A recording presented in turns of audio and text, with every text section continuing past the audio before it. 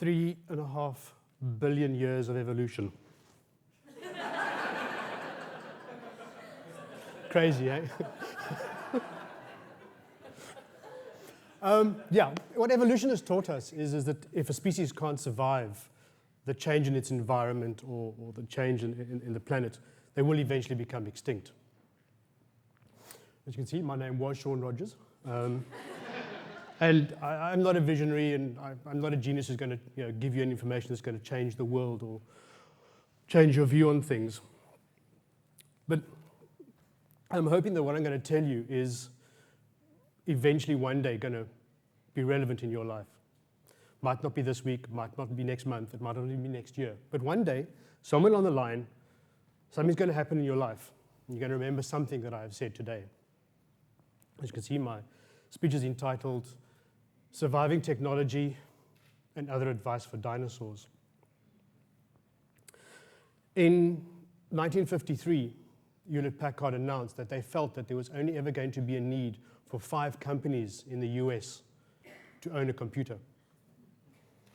As we all know, many of us sitting here in this room probably have 5 computerized devices that we own, from laptops, iPads, e-readers, smartphones, and even that pesky fridge that tells you that the milk is going to be sour tomorrow morning.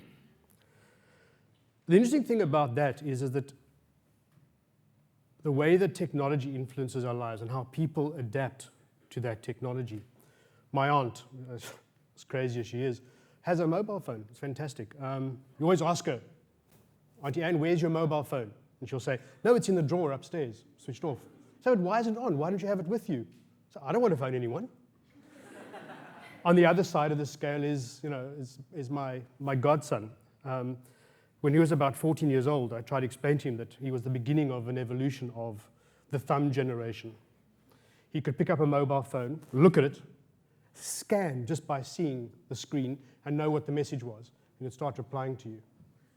We said that in a few years' time, his thumbs were going to be that long. Already, in a matter of years, that has changed. We've gone from the thumb generation to the ET. One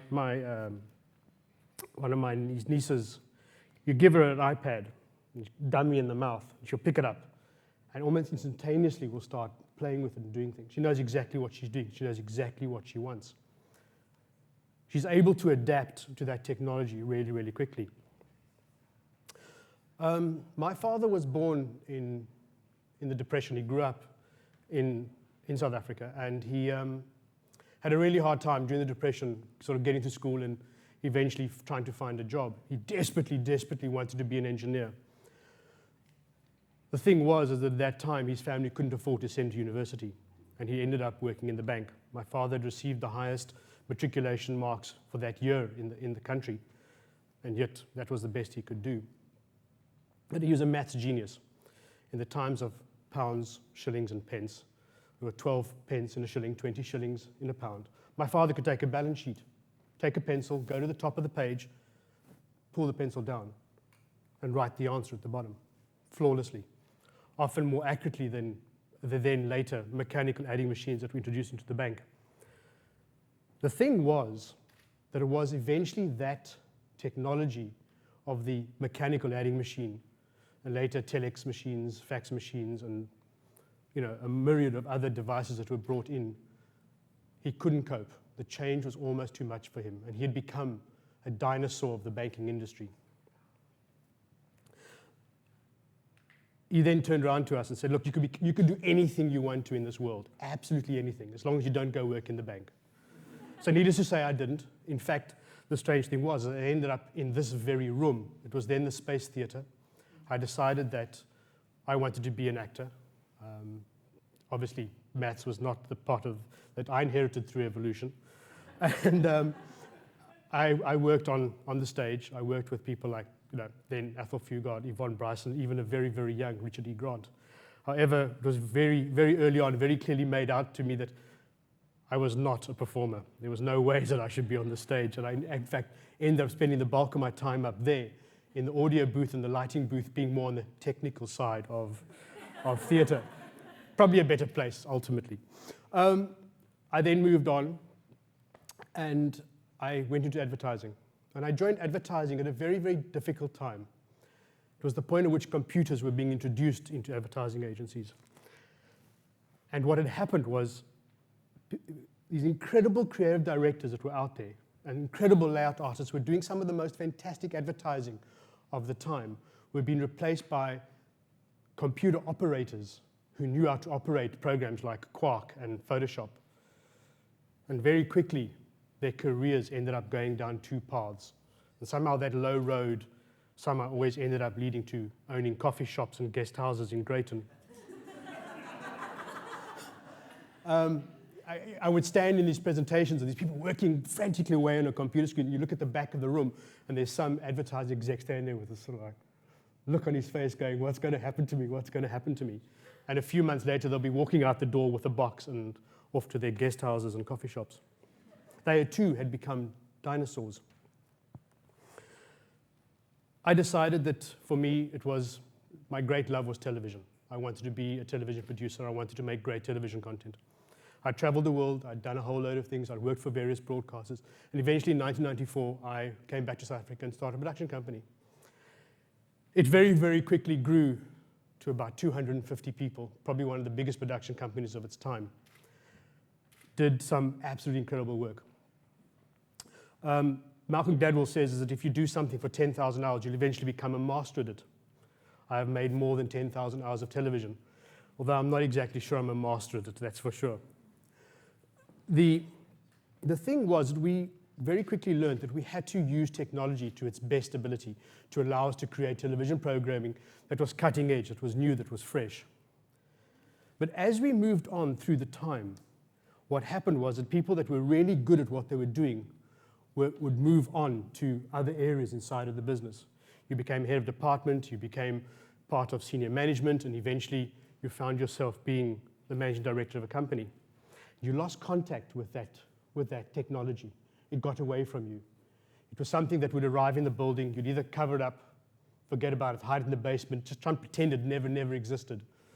We used to jokingly refer to the CEO who loved taking people downstairs when a new piece of equipment arrived, and so, sort of almost Monty Python-esque way, turn around and say, "Oh, this is the machine that goes ping." We lost focus. We lost contact with the youngsters that were using this technology to the best of its ability. We ran head-on into the financial crisis of the late 2000s, and in a matter of months, the company that had taken 16 years to build no longer existed. I was out of a job, and the person that I was probably meant to spend the rest of my life with had died tragically. It was a very, very sad and confusing time in my life. Sitting on the couch one day at home, sort of questioned what was it I was going to do. Not that difficult, you've done it before. Go off, build it again. Started, went off, decided to start a company again, and found myself making exactly the same mistakes that my father had done, that I'd seen in advertising, that I'd seen in my own company. We hadn't got to grasp of what the changing technology was doing. There was still this great divide between us and technology. I started going to trade shows, I started attending lectures, I did courses, I spent hundreds of insomnia hours on the internet doing research. I eventually started consulting for companies, pointing out to them the traps that I had fallen into, the mistakes that I had made. The shock, horror on their faces as they were going, "Oh, what are you doing? That's not us, that's not us." And in time, they realized that they do have to change. And it's that change that is key, that is vital. You have to accept that technology is going to change all the time. Steve Jobs says that it's very, very easy to look back and connect the dots. You see where you've come from. I often wonder if there wasn't a way that you can sort of project those dots forward and see where you're meant to be going to. And it's only really through working with new technology, with young filmmakers, with young television producers who have seen that change, who have seen that technology, and accepted wholly the change that television is going through the evolution of DSLR cameras, of new small pocket cameras that can produce unbelievable quality. Steve Jobs also said that you have to stay hungry, you have to stay foolish. I stay hungry by continually searching for that new technology. trying to find that something that is going to change the way that we make television and we make films. I stay foolish by continually questioning, why is it that we do what we do? Are we doing it the right way?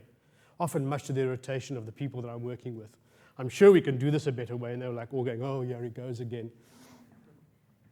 You have to be inspired by what you do. The inspiration is what's going to get you through. Don't fear technology, because ultimately it's not technology that you fear, it's the fear of yourself. It's the fear that you're not going to be able to cope and adapt to those changes. You have to remain relevant to your industry. You have to remain constantly on the cutting edge of where things are going. If you don't, you're going to wake up one day, you're going to have a newspaper on your desk with a pen in your hand, going through the classifieds, looking for coffee shops and guest houses. Please don't. Thank you very much.